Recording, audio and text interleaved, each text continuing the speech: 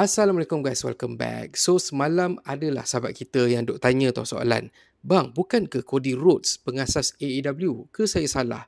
So, bila kata ada orang tanya tu, history lesson guys. So, kisahnya sebelum ni adalah seorang wartawan yang memang famous lah dekat dalam industri gusti ni, iaitu Dave Meltzer. Ada duk cakap, akan ada company ataupun organisasi promosi wrestling yang mampu untuk kumpulkan lebih dari 10,000 penonton selain daripada WWE.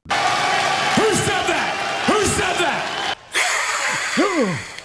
So bila kata Cody Rhodes dia terbaca lah pasal statement tu, makanya dia rasa macam tercabar. Dia kumpulkan kawan-kawan dia, lepas tu dia cakap, ini ialah satu cabaran untuk kita. So apa yang dia buat? Dia sembang dengan sahabat-sahabat dia iaitu Young Bucks yang terdiri daripada adik-beradik Matt and Nick Jackson, dan dekat situ diorang laka plan untuk buat satu event yang kemudiannya dikenali sebagai All In 2018. So apa yang jadi dekat dalam All In 2018 ni, diorang berjaya kumpulkan ramai wrestler-wrestler terkenal, dan yang paling penting, diorang berjaya untuk kumpul penonton lebih dari 10,000 orang.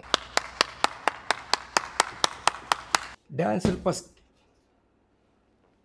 selepas kejayaan untuk mengadakan event yang dapat kumpulkan lebih daripada 10,000 orang tu, which is All In, makanya perkara tu menarik minat Tony Khan, iaitu pengasas AEW sekarang ni, untuk bertemu dengan Cody Rhodes dan kawan-kawan, dan dekat situlah tercetusnya idea untuk tubuhkan AEW, yang mana AEW ni asalnya ialah satu organisasi yang ditubuhkan untuk bagi alternatif kepada peminat-peminat gusti supaya diorang ada pilihan. Kalau kata diorang tak nak tengok WWE, diorang ada pilihan untuk tengok AEW. Dan pada 1 Januari 2019, makanya secara rasmi tertubuhlah AEW, yang mana waktu tu antara pengusti terawal yang ada, of course, Cody Rhodes sebagai co-founder untuk AEW. Dia juga dilantik sebagai Executive Vice President. Lepas tu diorang ada The Young Bucks pun juga pegang peranan sebagai EVP, Kenny Omega. Diorang ada Hangman Adam Page, dan juga satu kejutan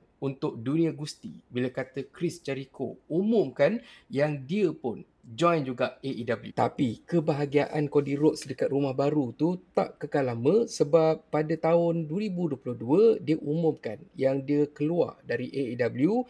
Antara sebabnya ialah dia rasa macam dia tak dihargai sebagai antara co-founder dekat AEW tu, dan walau apa pun jadi, Cody Rhodes tetap juga homesick, dan juga dia dah kumpulkan momentum yang cukup untuk dia masuk balik ke WWE dan terkenal sebagai salah satu main superstar dekat sana. Jadi pada WrestleMania 2022 dia buat debut, bukan debut lah, dia buat comeback ke WWE, dan waktu tu opponents pertama dia ialah Seth freaking Rollins. So long story short, memang betul Cody Rhodes ialah antara pengasas untuk AEW, dan harapnya penjelasan ringkas aku ni bolehlah buatkan kita lebih faham dan kita lebih rasa tertarik dengan dunia gusti.